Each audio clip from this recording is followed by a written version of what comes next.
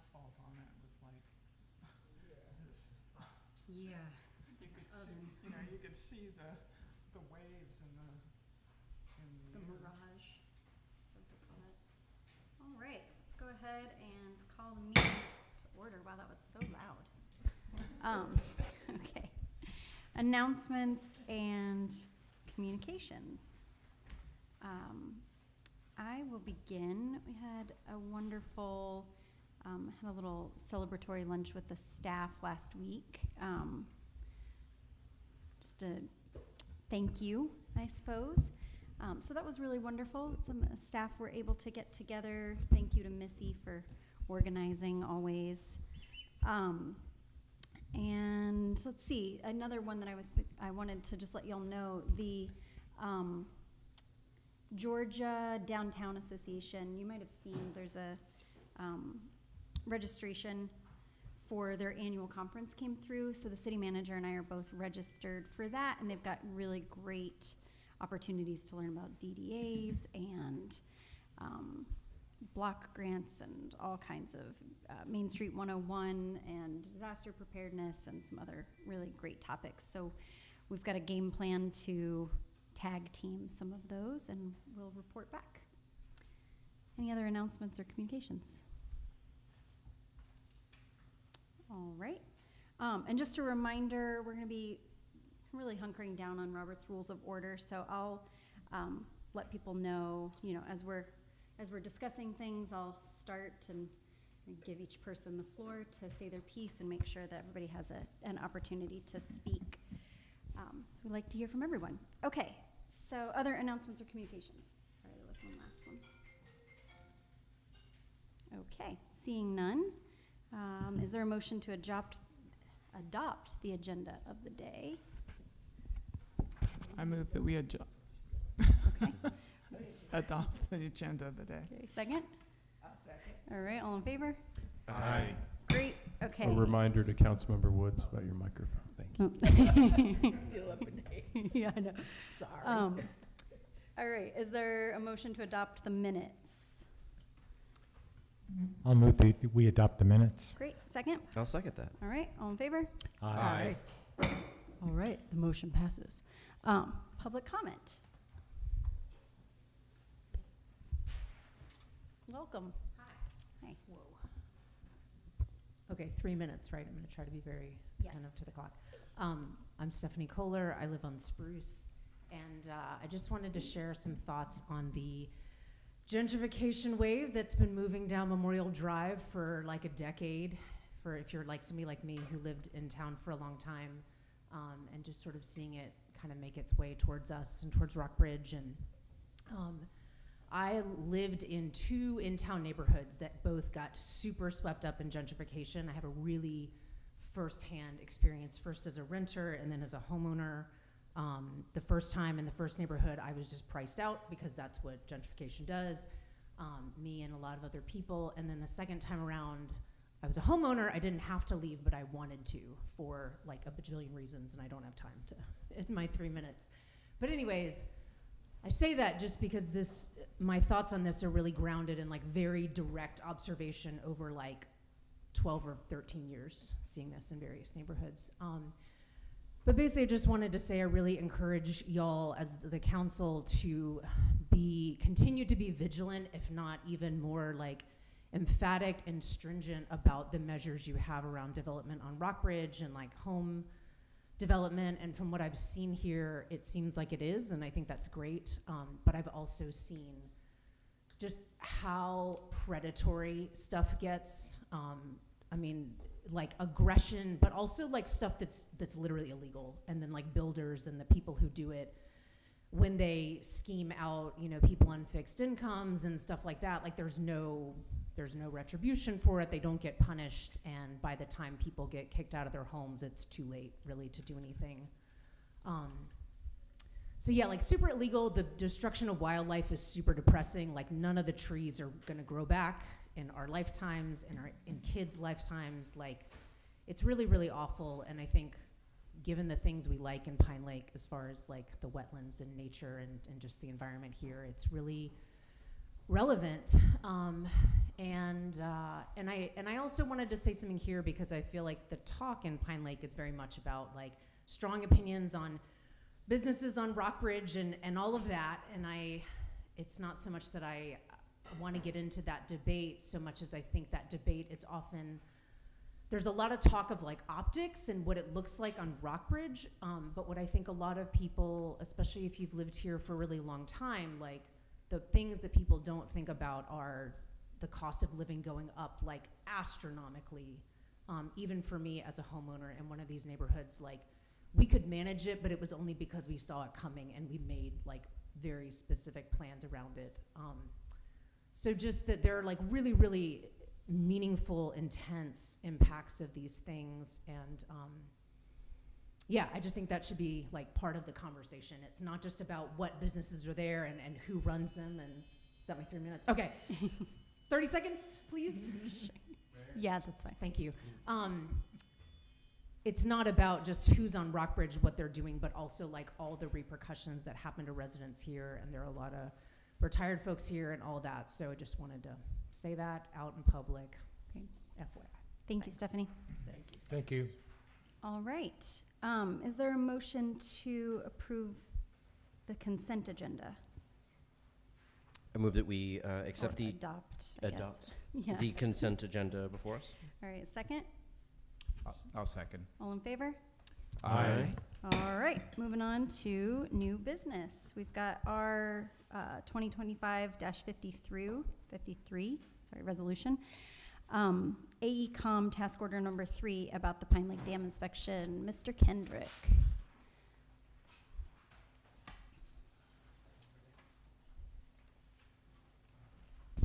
Good afternoon.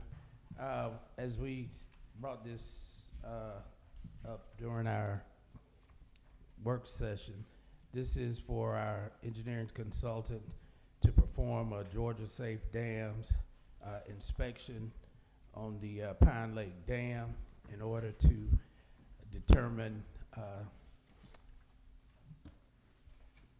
necessary improvements and to document deficiencies so that we could move forward with any repairs that are necessary and get an accurate engineered estimate and construction documents to do the same. And in order to do the inspection, we have to have the vegetation cut down to between 1 and 2 feet on the face of the dam so that they can do a proper inspection. And the accompaniment to this request is a request of $12,500 for slope mowing on the dam. Mr. Kendrick, thank you. Yes, sir. Quick question. That seems like a lot of money to mow grass. And I was just wondering if there was like a bidding for that, because I know that there are people that run companies in Pine Lake that might have been able to do some kind of like landscaping. Did it go to bid at all? Is it just AECom's chosen people? No, these are some vendors that we've worked with before. Avalon has done some work. They took the tree down on Oak Road, and there's a lot of vendors that don't do a lot. It's kind of specialized, just slope mowing. It requires a specialized piece of equipment in order to get this done. And so I did go through about 6 different vendors, and Avalon is the only one that really got back with me. We've had, a lot of tree vendors in Pine Lake lately, and I've approached all of those. I even approached Georgia Power. They're 2 vendors that they've had, Gunderson and Asplum, but they conflicted out to be able to do that work. So, like with some of the other tree work that we have in town, so it was a limited pool for the vendors, and I'm not so sure that anybody else has the specialization to do this. Okay, thank you. Task order 1 that they did, which was the 433 hours, that was $65,000. task order one, do you remember when we Mhm. approved that and did that? Is there any write-up or report on those 433 hours? Like, They've just recently submitted their first invoice, but it was only for about $2,000, so they only billed us maybe about 6 hours worth of work. But they've done a lot more because we've had field meetings, and we've also coordinated with the Corps, and we're in the process now of setting up a pre-application meeting with the Corps to talk about what our chosen improvements might be, narrowing them down. So, no, they haven't come close to expending those hours. fantastic. It seems to me like the money saved from not doing like the full hours that they thought would more than pay for this project. And I think that's admirable. As I said before, when they put together these, project scopes of work, it's pretty much an estimate, and it's incumbent upon the project manager to kind of make sure that, we need all those hours. And, I heard when we brought this forward, that was a concern that council members had about maybe, how many engineered threes does it take to do this work versus, and I did go back to them, and we've kind of eliminated some of the duplicity, where they call for 2 engineered threes. We broke that down to where we only have 1, but he's on a limited basis because we don't need him at this point. So we're more dealing with the pool for the hours for the permit coordinator as it relates to coordination between the Corps and EPD. So we might not even expend, a quarter of the hours for the engineered 3 because of the specialization and what we see as the potential improvement for that task order. All right, thank you. I appreciate. Before we continue with discussion, can we have a motion to adopt in a second, and then we'll move for discussion, and then you I want have to say something? some discussion. Okay, will Just- you move to adopt first, and then we'll second? fine. Thank you.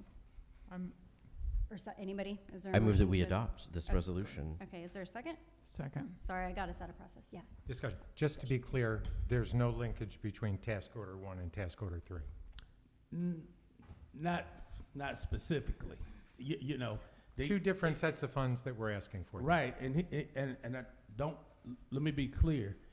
Inside of task order 1, the dam was coordinated with one of those nationwide 3 permits. So, it is in there, but it's kind of, these things are 2 different things we're going for here. They are 2 different things, but any work that we do here could potentially be applied to the task order 1 checklist.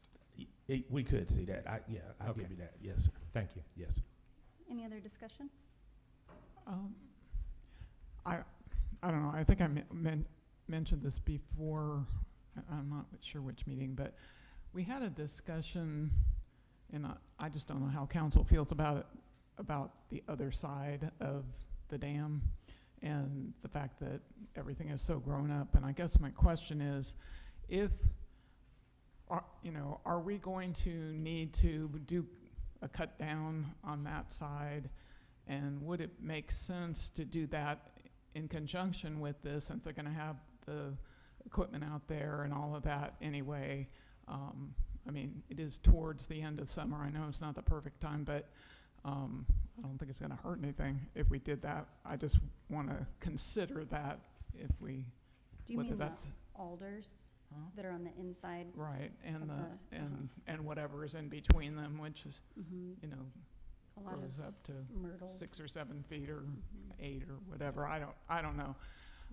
I don't know if we've determined that we need to do that every year or any particular amount of time, but if we need to do it, maybe now's the time. I think I did get an estimate for it, and but I considered this separately because I wanted this more specifically was geared toward what we were trying to accomplish.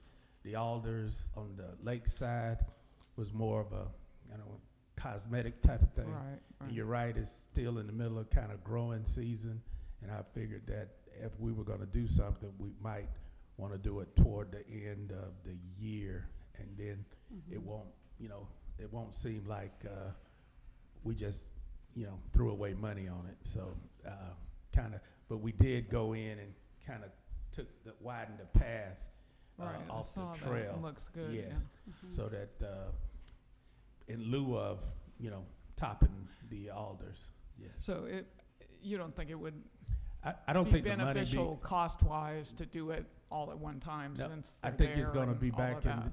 I think they're gonna pop back up before the end of the year, and it's gonna look like we didn't touch them.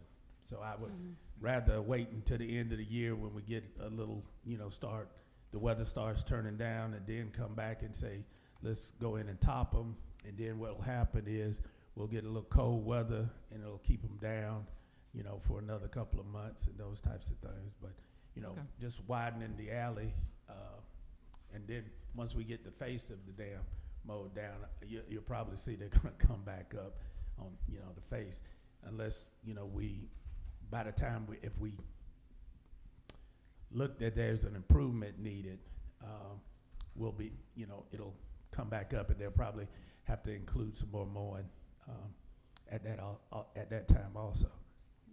Okay, but that's fine. I just wanted to at least think about it. Yes. Councilmember Woods or Councilmember Goldberg, do you have anything you'd like to ask? Okay. All in favor of adopting Resolution R 2025-53? Aye. All right, thank you, Mr. Kendrick. All right, moving on, I'm gonna do this in order this time, y'all. For Resolution R 2025-54, the Records Management Systems Upgrade, is there a motion to adopt that resolution and a second? And then we'll move to discussion. Motion we adopt the resolution, Okay, 2025-54. Second? all right, let's start with, first, some context. Chief? Okay, just a little bit of context. I'm gonna go straight from the request itself. I am recommending that you guys approve the resolution to go ahead and upgrade our software. We're currently using what is Courtware solution, which is what they call an offender-based type of system. So by the time you manage the funding, it ends up being a wash, where it's actually no money out of pocket. So we needed to, the Courtware system itself has been end of life at the end of last year. So we've been kind of negotiating with them since then. Had some really good help from Court Services, Stephanie Capers, on pulling some of those numbers to where we don't overload, our offenders, because, that's, we're into rehabilitation, but that it still doesn't break our budget as well. So myself and a couple of the officers have already taken some training. It's a great updated record management system. It's not just report writing, it's in-car citation issuance, so we save on physical citations, we save money and time for our Court Services Department, where they don't have to input and data entry all of these different citations, which also kind of alleviates any human error of numbers and names and so on and so forth that kind of bites you in the butt further down the line when you're dealing with, these folks' important information. But it also is incorporating in our actual Courtware system. So the system that they use in court, the system that she uses every day, the system that they use in the cars, the system that my TAC uses at her desk and uses remotely, all of this is the new Justice One system. So we got a good price, and like I said, it's gonna be a wash. It's, they can buzz right into our system and go ahead and make the necessary upgrades, because we've been really hurting trying to do a lot of the troubleshooting ourselves. And if it had not been for relationships that we've had with some of these people, we would have been really dead in the water trying to fix a lot of these issues ourselves. So Great. there you have it. Thank you, Chief. Is there any discussion? I have Gene, one or question. Mayor Pro Tem. In the Mayor Pro Tem. contract, there's something under here, under the licensing, it says, Justice One Pay. Is that by chance gonna, is that gonna take the place of Government Window? Is that paying tickets? That's one Paying of the things citations? that we made sure, as you guys know, when you have citations, there's certain things that just come out of those citations. And they're also associated with how we deal with the government windows. And it is gonna be all wrapped up in this right here. So like I said, it'll be a wash. It won't be any additional fees to pop up. So, I think I could help clarify the question. It was, will this replace Government Window as the system where tickets are paid? I would have to come get back with you on that, but I know all of that was put on the table. So it's either gonna be able to be incorporated with that system, or it will replace that system. okay, so we're not sure yet, but it was just, I was interested, not a. That was a That good has question, nothing to do because with I just whether- automatically, when we were looking at our checklist, that was one of the things that we wanted to make sure was included, that we would still have that access to Government Window. So Yeah, I'll get back with you guys and want some confirmation. on okay, Thank that's you. fine. Any other discussion? All right. All in favor of adopting Resolution R 2025-54? Aye. All right, motion passes. Great. Thank you, guys. Chief. All right, let's go back to process here. Resolution R 2025-55, the City of Milton's multi-city amicus brief. Is there a motion to adopt this resolution? I adopt that we, Verbs are not working for me either Very tonight. sorry. I move that we adopt the resolution, 2025-55. All right, is there a second? I'll second. All right, Attorney Balch, would you like to give any context for this? Sure. Thank you, Mayor. As you may remember from the news reports, Council, the City of Milton was hit with an adverse verdict about a year and a half ago now. Michael Chang was driving home late at night one night. He was a college sophomore, lost control of his vehicle, and hit what's been described in the case as a planter that was basically in the center of a roundabout on Broadwell Road in the City of Milton. He was killed in that accident. His family filed suit against the City of Milton, and the jury returned a verdict of $32.5 million, which is basically equal to the entire budget of the City of Milton for 1 year. Just be aware, Milton is regularly listed in the top 3 richest cities in the state of Georgia, and usually in the top 5 richest cities per capita of any city in the United States. So they have a very different economic status than most cities in Georgia. The city appealed, and Judge Markle at the Court of Appeals rendered an opinion that is absolutely contrary to the law. He found that there was, contrary to the law and contrary to the facts. And I know Judge Markle. Judge Markle is a competent judge. He spent a lot of time on the Fulton bench. He and I worked at the same firm when we were both baby lawyers. I've known Judge Markle for a long time, but he just got this one flat wrong.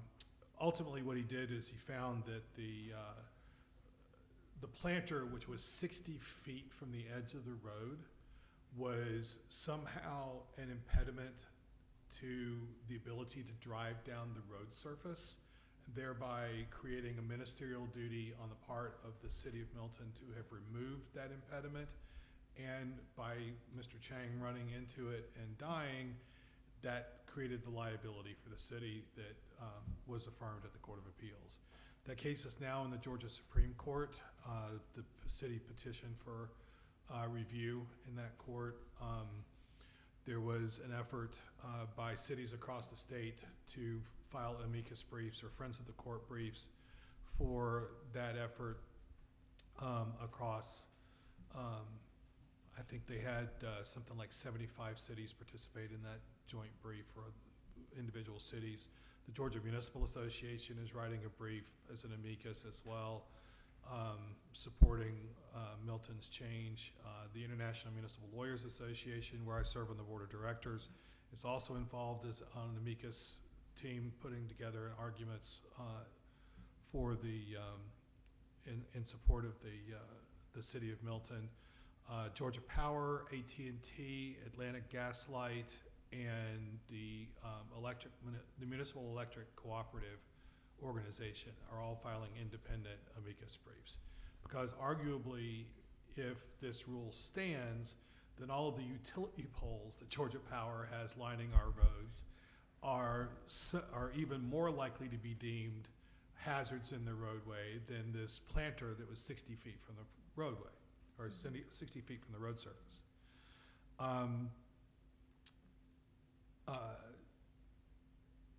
Mayor Jameson in Milton reached out individually to mayors across the city, across the state, to all 530 mayors in the state, asking for their participation on this amicus brief.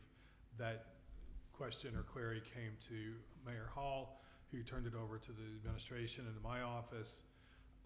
I have a vested interest in this because I wrote one of the briefs, one of the amicus briefs on the CERT petition, and I'm involved in writing one of the briefs in addition to this one for the merits appeal. So I think it's an appropriate thing for the city of Pine Lake to be involved with. We are obviously in a very different economic place than the city of Milton finds itself, but the reality is that there's lots of things that the state require us to allow in our rights of way, and if Judge Markle's opinion is allowed to stand, then all of those things create unlimited liability. It's not capped by our insurance. It is an uncapped and unknowable potential liability on part of the city that applies to every city in the state.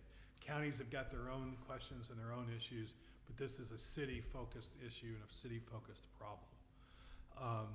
So it's the recommendation of both the administration.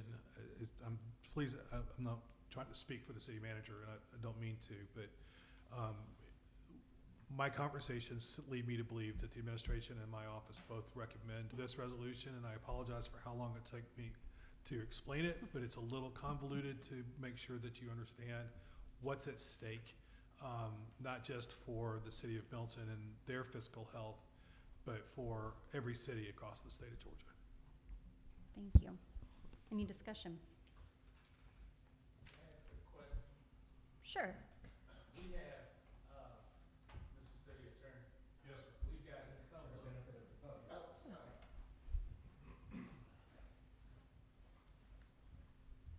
I just want to be clear about, because on Spring Street and Spruce Street, we have a couple of, quote unquote, planners that are in the right of way. Is there anything we need to be doing to be proactive now to either remove those or what is our liability if they remain? The short answer to that, Mr. Kendrick, is you and I need to talk about that at the sites of those two places to see what the risks are, and for me to be able to provide you a better answer to that question. My gut reaction as I sit here right now with the case law at where it is we gotta move. But that may not necessarily be the case, and it may not be the case this matter is going to be argued at the Georgia Supreme Court in October. They'll probably give us a answer to the appeal in 6 to 7 months. So you're talking about April, May of next year.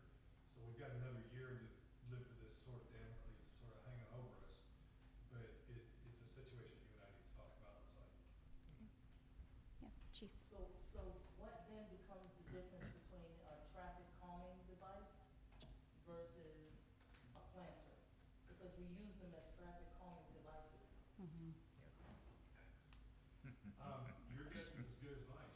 The short answer is, if it's within our right of way, by definition under 3633-4, it is part of the roadway.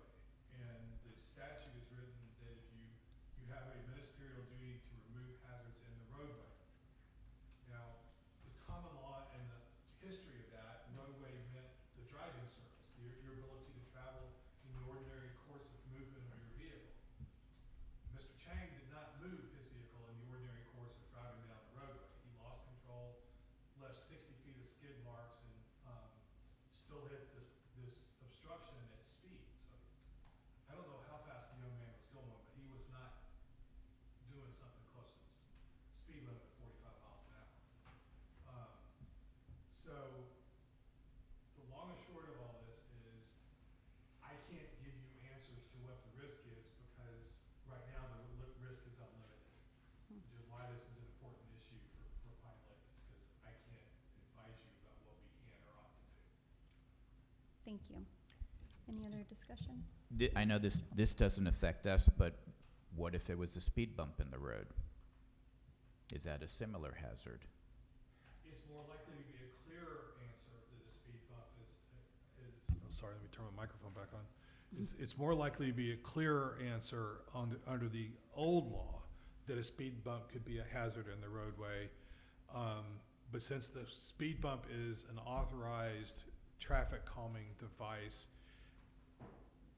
whether you have a duty to remove something that the law allows you to have is unclear.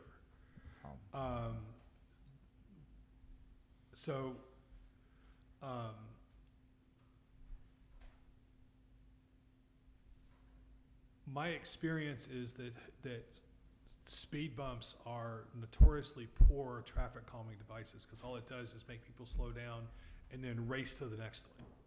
So you get that momentary pause, but then they're, checking their acceleration options within their motor vehicle they're driving and seeing how fast they can get to the next obstacle.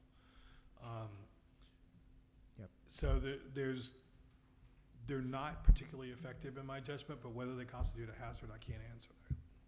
Thank you. Yes, Councilmember Ramsey.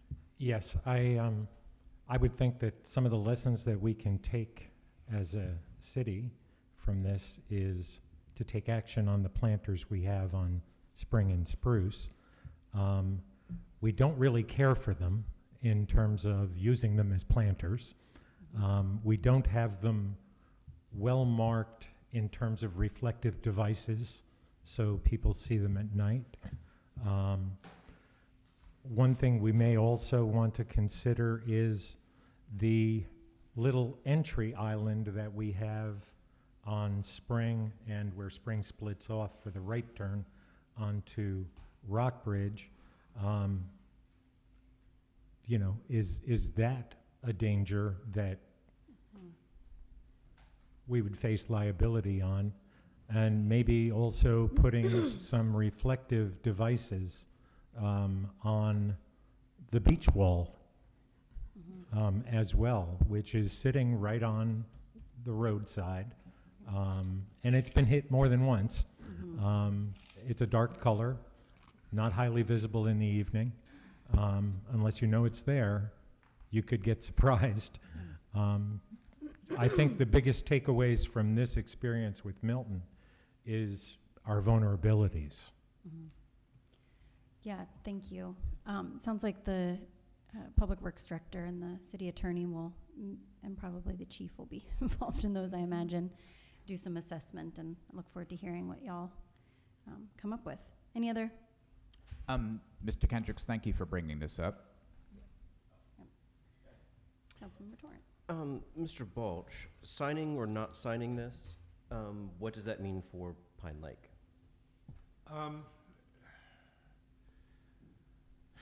It's at its heart, it's a policy choice for Pine Lake to whether they want to be part of this or not.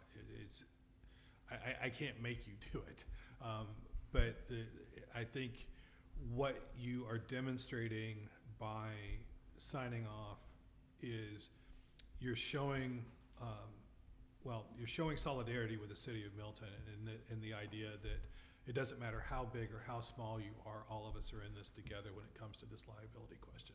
I think that's the fundamental message that you send if you decide to sign off.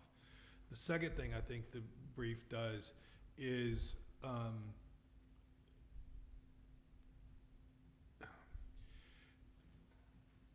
let me back up a step. GMA's brief is being co-authored by former Supreme Court Justice Michael Boggs. Justice Boggs was 2 years ahead of me in law school. I've known him for 35 years. The City of Milton's appellate brief, which was filed last week, was authored by former Georgia Supreme Court Chief Justice Harold Melton. So both the City of Milton and its other supporters on these issues are not wasting their treasure on doing this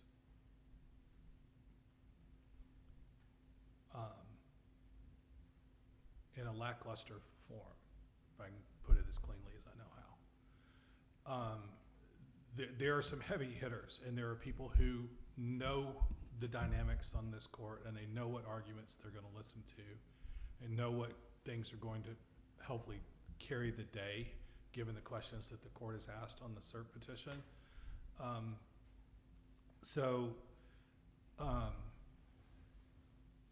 It was fascinating, and we had a joint call of the defense counsel as well as all the various amici parties to discuss these things, and listening to those two talk about the inside baseball of what the personalities are like, how they view their job of judging on the Supreme Court of Georgia was incredibly educational to mere lawyers like me who,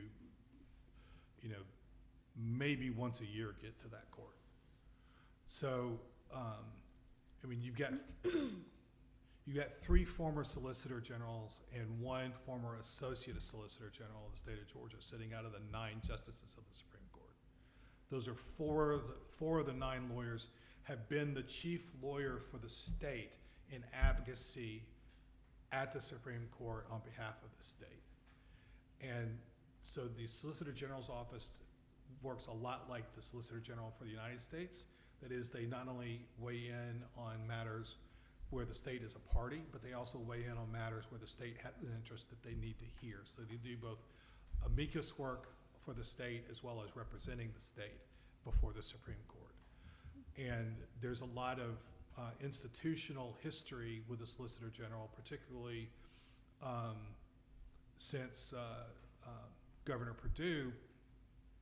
Harold Melton was both chief counsel to the governor, a former Solicitor General of the state of Georgia, and then was appointed to the Supreme Court by Governor Perdue. So there's a lot of history of deference to the legislature in that role over the last almost 25 years.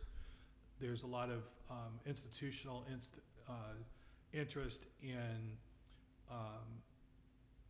understanding the history of statutory development and statutory, what issues and problems the statute was designed to affect, or what common law principle the statute codified. So there's lots of things that go into all of those analyses.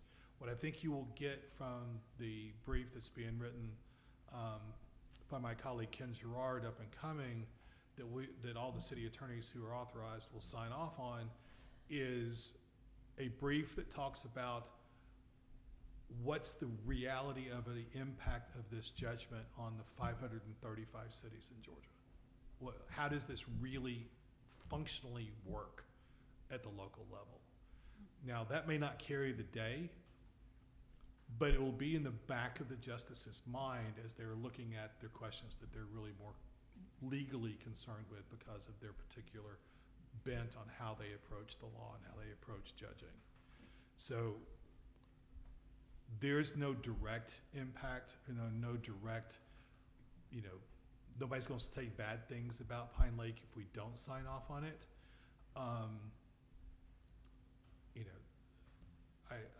would expect that I will catch some good-natured ribbing if we don't sign off on it when we go to the City County Attorney's Institute in the second week of September. But I catch ribbing from people all the time anyway, so that's not going to be anything new. It's just going to be a new topic. I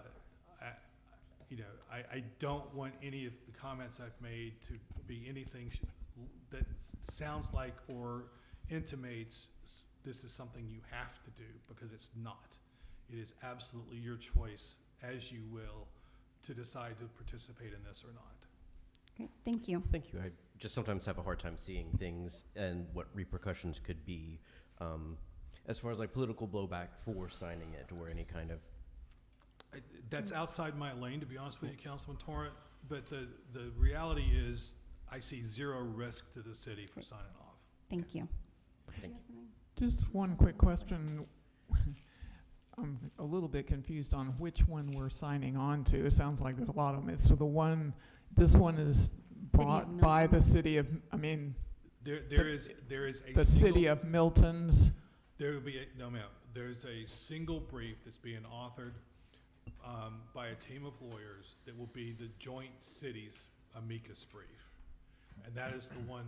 I think on the cert petition there were 85 cities that signed off on the cert petition brief. This one they're looking to try to get north of 150. So the city attorneys will sign off on behalf of each of our clients that participate that we agree with and sign off on this particular statement of what the Supreme Court ought to do in this circumstance. But there's lots of different voices here, and I apologize for probably getting a little too in the weeds about all of those, but this is a joint city brief, independent of anybody else's voice. Okay. Great, Thank thank you. All right. All in favor of adopting resolution I R20? have another Oh, sorry. question. I did a lot of reading on this over the last 2 days, and I've seen the pictures of the site and the planter that he hit and so forth. One of the things that I read about was the insurance company, who also happens to be our insurance company, did not enter into settlement talks with the plaintiff in the original case, the family. Is there anything we need to do, Mr. Bosch, to look at our insurance contract and see if we have the ability to insist that our carrier negotiate should we find ourselves in any type of similar situation? And that insurance company is, I guess it was started or I don't know if it's currently run by the Georgia Municipal Association. All right, so we participate in the Georgia Interlocal Risk Management Agency, which is a statutory pool that was created in the 70s to fill a gap on the ability of local governments to purchase insurance. Mhm. GIRMA is a constituent agency of GMA. It is not run directly by GMA. It has its own board of trustees independent of the board of directors. So there's a separate policy body that governs what the premiums are, what cases they settle, how much they pay to settle cases. And then behind the pool of money which GIRMA runs, there's a reinsurance pool. There's another insurer that insures the insurer that's run out of the National League of Cities. So Okay. there's lots of entities that participate in both of those similar statewide pools, and then the national pool run by NLC. So the I don't know that all of the news reports on that particular question about the settlement negotiations were accurate.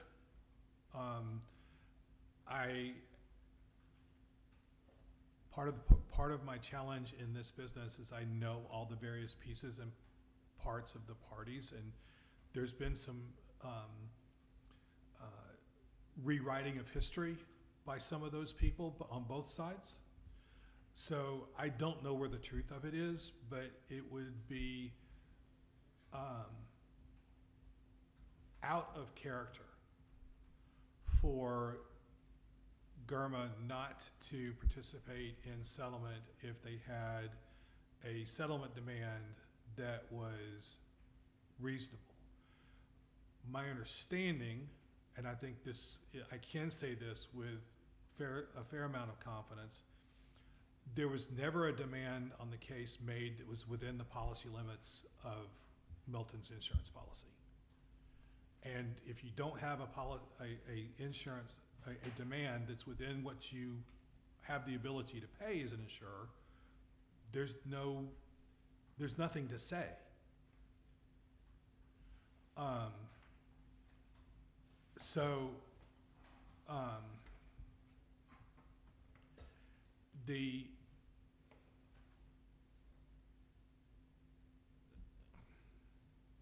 I don't know that I'm not answering your question, you're not. Councilman Ramsey. I read reports that said that, and this is a report from the city of Milton. This is actually, I think, on their website, where it says that they were not approached by GERMA about any settlement offers. Yeah, that's part of what I'm referring to is some of the rewriting of history. Because Okay. that may not actually be a true statement. From the city. Yes, sir. Interesting. In any case. And I'm not Okay. picking sides. Okay, right? I get it. I mean, In any case, relating to our insurance as a city with GERMA, is it worth looking into our policy to see if we have anything in that policy that ensures that we will be contacted if we're sued and there's a settlement offer, that we will be part of any negotiation between a plaintiff and our insurer? I'm just looking to protect the city in terms of. yeah, no, I hear your question, and I sure, standpoint. please, thank you. And I can't tell you what's in our policy. I can tell you about what my experience has been with GERMA up so far. There was a claim, I believe, back in January that was basically a fender bender, and they wouldn't take any action without consulting with the city and getting me to sign off. So from that standpoint, I would say that my experience has been good. Okay. With being contacted. My hesitation, Councilman Ramsey, is I do GERMA work. So I'm involved in those cases for other cities. With pre-suit negotiations, yeah, there's usually a lot of communication that goes on with the administration about those cases, and typically with the city attorney as well. But absolutely with the administration on cases that are not in suit. If a case is in suit and a case can be settled within the authority of the claims representative, which is, I think, capped at $75,000, they will usually resolve that case without talking with the local government, and the release will not require action by the local government to approve the settlement because there's no public funds being used to pay the settlement. Settlements that are in the six figures always have local government advice and briefing, usually in-person meetings with the defense lawyer attending the executive session with the council to go over the case and what's at risk and so forth and so on. I know from my personal experience that happens regularly for cases that are starting at around the six-figure mark is when they start doing that as a matter of course. The policies of insurance that are offered in the GERMA risk pool are standardized. They're not subject to negotiation. There's not anything that we can go to GERMA and say, hey, we want you to change these clauses in your insurance contract, because they're just not gonna do it. The benefit we get from that insurance pool is twofold. First of all, GERMA is a mutual, which means if they collect more money in premiums than they need to handle claims expenses, we get a rebate. The second more important thing is that the premiums on the front end are lower than the market rates for commercial insurance for local governments. So we couldn't go find an insurance broker to take on our commercial general liability policies, our premises liability policies, our building liability policies, the workers' comp coverage for first responders, all of the various pieces and parts that are all covered with a single purchase of insurance through the GERMA program, and pay less than we pay now. My colleagues and I who do that work, we do that work for other insurers. We do that work. We've done that work most of our careers, most of us. I actually grew up in this business litigating cases for insurance companies.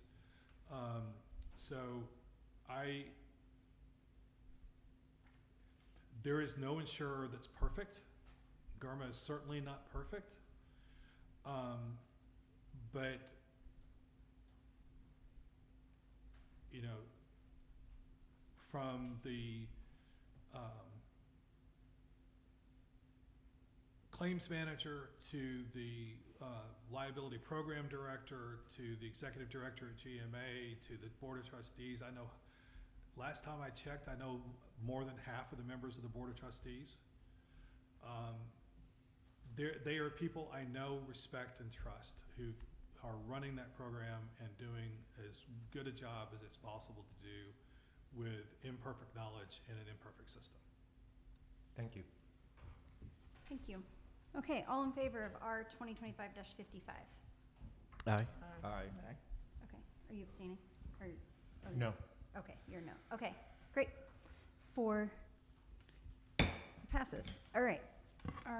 Resolution R 2025, no, yes, I think that's a typo, but 2025-56. Embrace Civility, the City of Civility Renewal. City Manager, do you want to give some context for this? Or I guess first let's adopt, then second, and then discuss. So is there a motion to adopt R 2025-56 to our City of Civility Renewal? I make a motion to adopt Resolution R 2025-56, Embrace Civility, the City of Civility Renewal. All right, is there a second? Second. All right, City Manager, would you like to give some context? Yeah, one of the things that I asked the acting city clerk to do as I was preparing this agenda item, or delegating it really to him, but I asked the acting city clerk to do research on when this was at least last approved by city council, and as you see in the council agenda memorandum, 2023.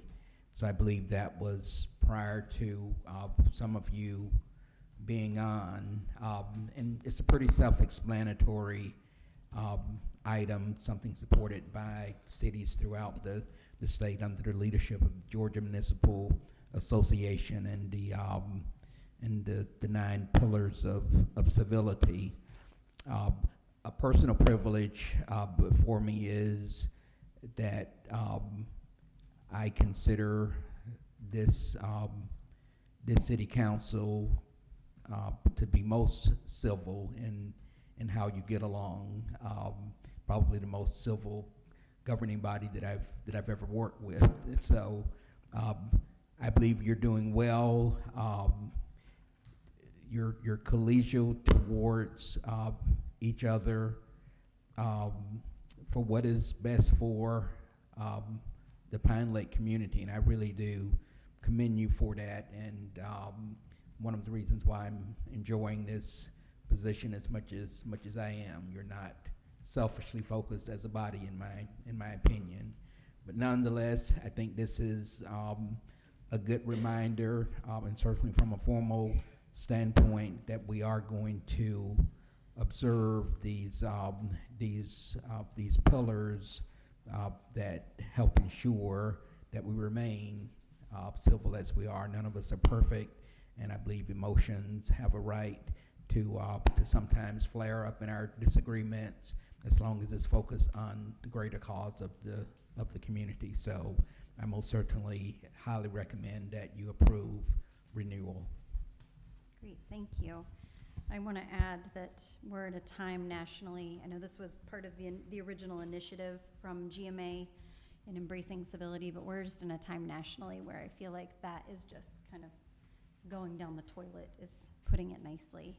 So Pine Lake really has an opportunity to hold ourselves to a high standard, and I think of Pine Lake as being a proving ground. We're agile enough that we can implement a lot of things, and we are neighborly and small enough that we know the folks that we are charged with governing. So it's kind of a really awesome opportunity for us to live the values both ecologically, civility-wise, what we hope to, continue to evolve economically, all of these things. Now's the time. I wanted to just read the civility pledge at the bottom. So there's the 9 pillars that are in the CAM here. But the civility pledge is: the way we govern ourselves is often as important as the positions we take. Our collective decisions will be better when differing views have had the opportunity to be fully vetted and considered. All people have the right to be treated with respect, courtesy, and openness. We value all input. We commit to conducting ourselves at all times with civility and courtesy toward each other. So with that, is there any discussion? Okay, all in favor? Aye. Hold on. Sorry. Just wondering if, as we have a City of Ethics seal back there, whether we might want to, in some way, either maybe this pledge or these 9 issues, or if there's something that we could put up in our environment. Yeah.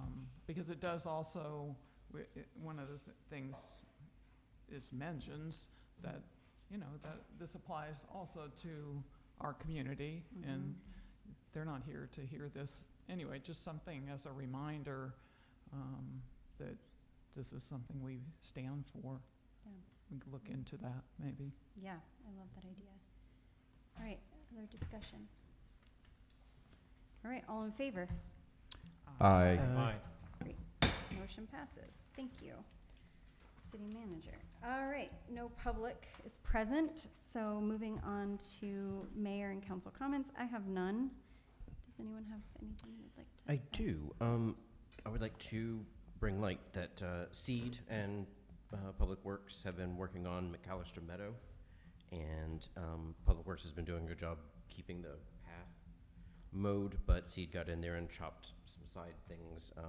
Habitat maintenance, mostly for birders, is what I'm told. It's not like a walking path. It's not paved, but it is a nice little walk around in nature. There's a bench there that's not quite accessible yet, but will be very soon. Cool. And I just like to see those two working together. Okay, thank you. Any other council comments? I don't know if anyone else has attended it, but I've attended 3 webinars in the last few weeks on disaster preparedness through GMA. They've been excellent. I know there've been a few other people from the city who've been on that as well, but learned a lot. It was really good. Yeah, they're wonderful. They're sending the recordings, which is wonderful too. So even if you can't attend the times, it's great to sign up. Thank you. All right, information for the news blast. What do we have? Anything? Could we put something in there about the civility? Yeah, maybe we can put this pledge. If you, anything else?